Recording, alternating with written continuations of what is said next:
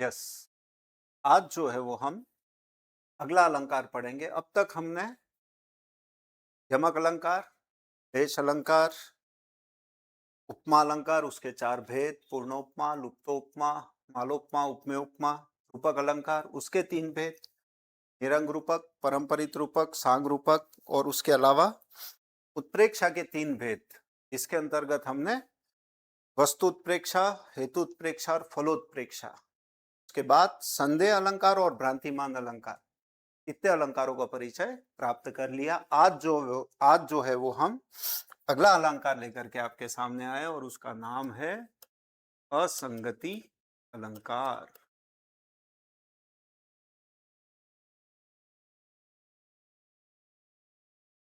बस इस असंगति अलंकार में सीधा सा है, अगर अपन डेफिनेशन देखें जो लिखा है उसके अनुसार, तो संगति न होना।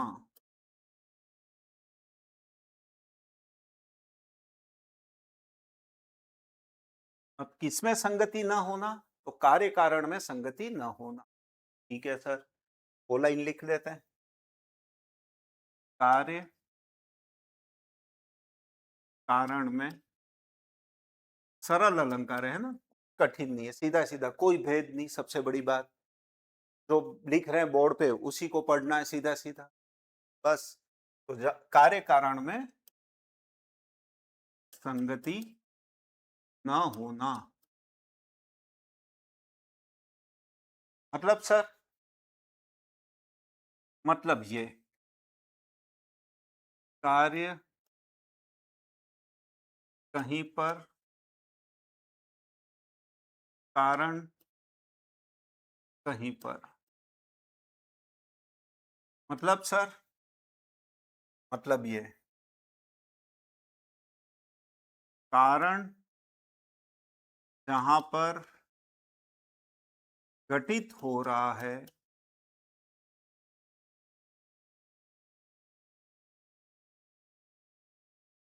वहां पर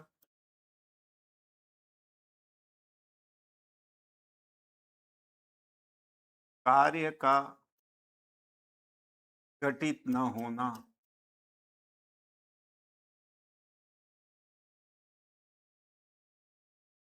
कहीं कहीं ये भी लिखा हुआ होता है, कारण अन्यत्र, कार्य अन्यत्र। अब इतना सारा लिख दिया तो आपको ये समझ में आ जाना चाहिए, कारण कहीं हो रहा है, काम कहीं हो रहा है। जैसे मैं पढ़ रहा हूं, पास आप हो रहे हो सर, पर हम तो पढ़ नहीं रहे। पर ये उदाहरण है। और उदाहरण, जैसे एक छोटा सा उदाहरण मैं हर बार पढ़ाता हूं, बोलता हूं असंगति अलंकार में, हमेशा बोलता हूं कि जब छोटे बच्चे को मां खिला रही होती है और जब मुंह के पास ले जाती है और कहती है कि आकर, जैसे ही बच्चा मुंह खोलता है तो उस और के साथ बच्चे का मुंह तो खुलता ही है लेकिन मां का भी खुल जाता है। तो कारण कहीं पे, कार्य कहीं पर, मतलब संगति न होना, दोनों अलग अलग स्थितियां होना। जीवन के कई छोटे छोटे उदाहरण आप ऐसे दे सकते हो इसमें। ठीक है सर, तो पहला तो यह है सर, इसका कोई उदाहरण? हाँ है ना, कौन सा उदाहरण है? जैसे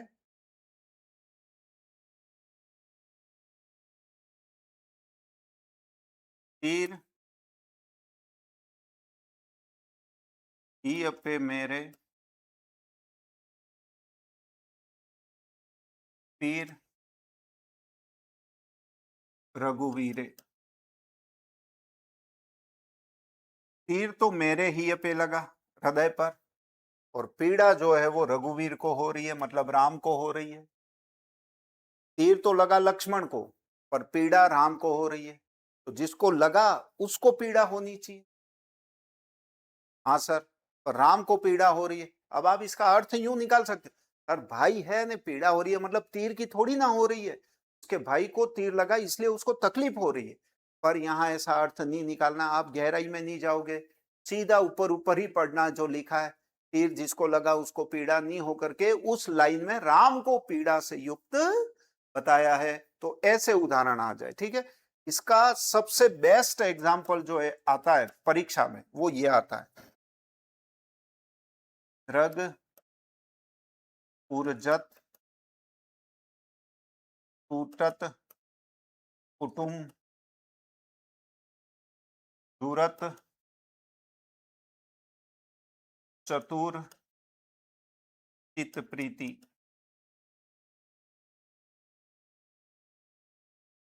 एक लाइन और है पर हम इतनी समझते हैं। और ये इसका पेटेंट एग्जाम्पल है।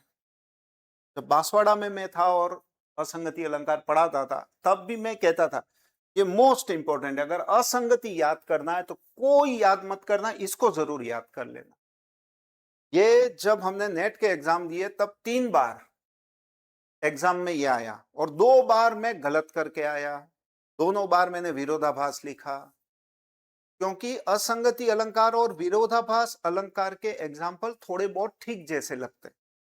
दोनों में शब्दों का खेल होता है और थोड़ी सी बुद्धि इधर उधर हुई नहीं कि असंगति विरोधाभास में घुस जाता है, तो सर फिर कैसे करें। तो अपने को यहाँ ध्यान रखना है, ये उदाहरण जो है वो असंगति का हमने रट डाला उसके बाद कि नहीं ये असंगति का, ये असंगति का, ये असंगति का, ये असंगति का और असंगति का करके आ गए जब आया तब।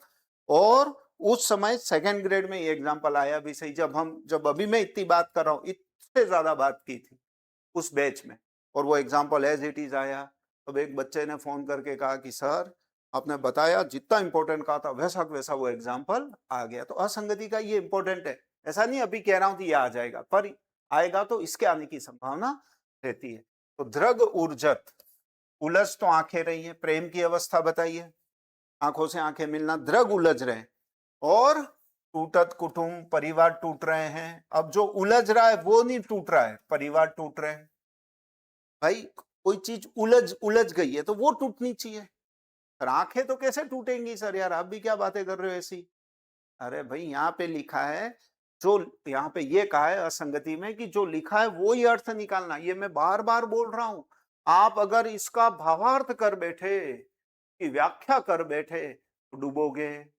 सर मुझे व्याख्या नहीं करनी है, नहीं, तो क्या करना है, जो लिखा है वो, उलझ आंखें रही है टूट परिवार रहे, तो जो उलझ रहा है वो नहीं टूट रहा है बल्कि कुछ और टूट रहा है, तो कार्य कारण में असंगति होगी।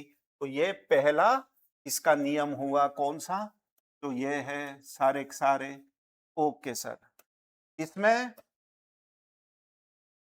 दूसरी बात जो आपको याद रखनी है, ये तो पहली हो गई, हाँ सर, दूसरी बात जो याद रखनी है वो मैंने आपको बताया था कि नियत समय पर नियत कार्य का न होना।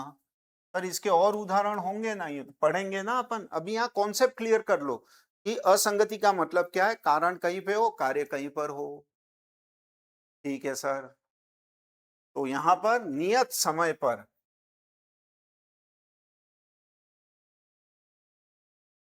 नियत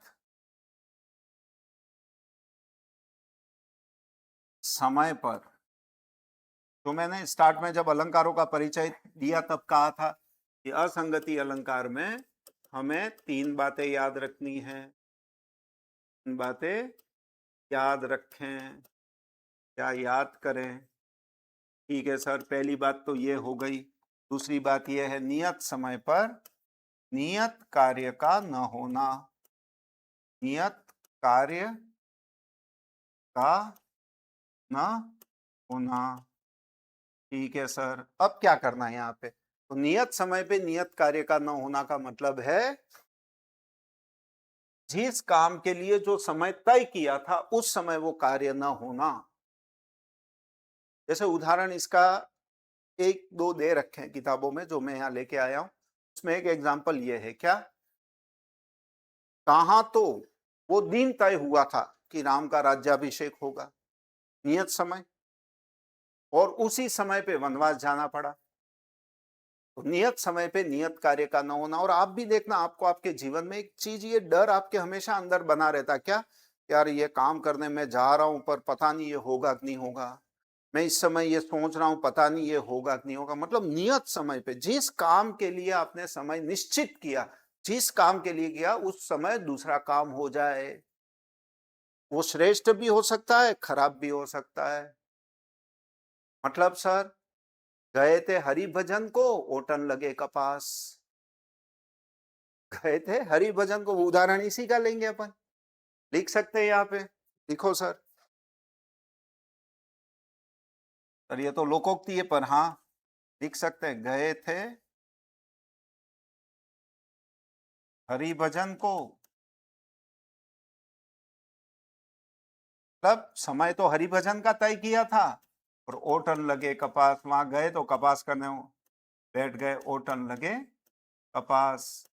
जैसे मैं आपका उदाहरण देता हूँ, महिलाओं के लिए, शादी ब्याह में जाते हो आप रिश्तेदारों के वहां, गए तो शादी ब्याह में सम्मिलित होने के लिए, आशीर्वाद देने के लिए, वहां जाकर के टिंडोरी काट रहे हो, भिंडी काट रहे हो, सब्जियां ला रहे हो, बर्तन वाले से बात कर रहे हो।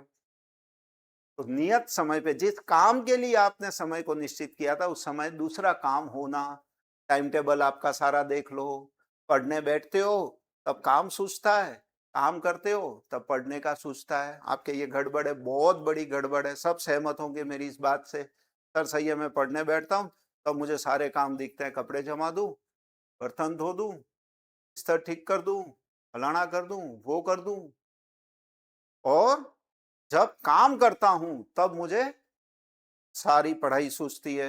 यार टाइम ही नहीं मिलता है, मैं कब पढ़ूं, पूरा दिन मेरे तो इसी में निकल जाता है। कुल मिला के हम नहीं चाहते, इसलिए नहीं होता है। तो यहाँ पर नियत समय पे नियत कार्य का न होना।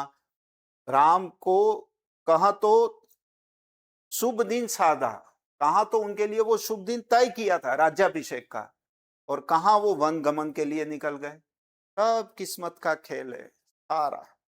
आज आपकी किस्मत ने आपका अगर दरवाजा खटखटाया, ये भर्ती परीक्षा आ रही है या कुछ और हो रहा है, या आपके पास पढ़ने का अनुकूल समय, या आपके हाथ पैर वगैरह सब ठीक है, स्वास्थ्य बढ़िया, सब कुछ अच्छा है, अनुकूल समय ने अगर आपका दरवाजा खटखटाया, मतलब आप किस्मत वाले हो।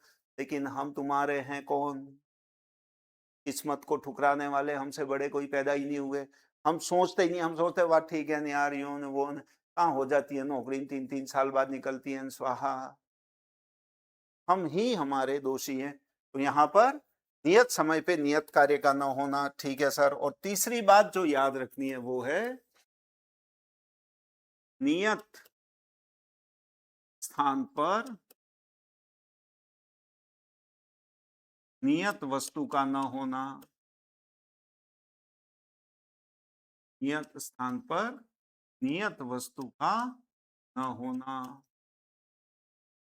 अच्छा सर, मतलब यहाँ पे आया स्थान सर, हाँ, और आया वस्तु, हाँ सर। इसके पहले जो था वो था समय और कार्य, हाँ। अब यहाँ पे नियत स्थान पर नियत वस्तु का न होना, हर वस्तु का एक निश्चित स्थान है, वो वस्तु वहीं शोभा देती है। अगर वो उस जगह पर नहीं है और उसके बजाय दूसरी जगह पर है, और दूसरी वस्तु इस जगह पर है, तो अशोभा हो जाएगी। हाँ सर होगी। जैसे लाली जो है वो अधरों पे लगाने के लिए अब भौहों पे लगा दो, अपन वही उदाहरण पढ़ेंगे यहाँ पे, है ना। अंजन नयन पढ़ना है, पर वहां पर हम पढ़ेंगे कि काजल होंठों पे लग रहा है, उल्टा। मतलब नियत स्थान पे नियत वस्तु नहीं है, जो वस्तु जहां होनी चाहिए वहां ना हो करके दूसरी वस्तु का उस स्थान पर हो जाना, तब भी ये असंगति अलंकार होगा। संगति नहीं है, वस्तु जहां है वहां होनी चाहिए, वहां पर वो नहीं है, तब वहां पर असंगति अलंकार। मतलब 3 स्थितियों में असंगति अलंकार होता है। पहला तो कार्य कारण की संगति न होना, जो हमने यहाँ पर लिखा, मतलब कार्य कहीं पर हो और कारण कहीं पर हो। कारण जहां घटित हो रहा है वहां पर कार्य घटित न होना, तब भी होता है। और कारण अन्यत्र, कार्य अन्यत्र, दोनों अलग अलग जगह हो तब। तो ये तीनों बातें आपको याद रखनी है। पहली तो ये वाली हो गई। दूसरी, नियत समय पर नियत कार्य का न होना।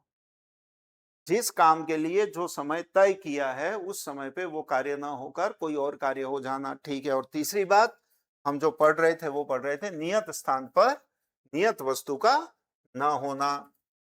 तो यहां पर जो है वो अधरों पर काजल, अभी मैं सिर्फ शब्दों में लिख रहा हूं, अधरों पर काजल,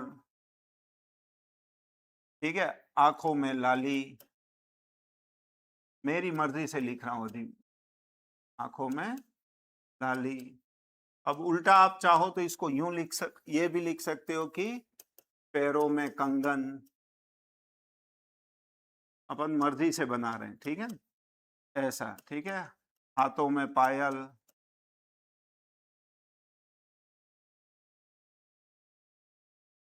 इस तरह के उदाहरण आ जाएं तो समझ जाना कि वहां पर असंगति अलंकार होगा। ठीक है, तीनों चीजें आपको समझ में आ गई होंगी, कारण कहीं कार्य कहीं। और उदाहरण देखोगे तो आपको और ज्यादा समझ में आ जाएगा। देखते हैं अपन एग्जाम्पल और। समझाओ सर, देखो आप बोर्ड पे।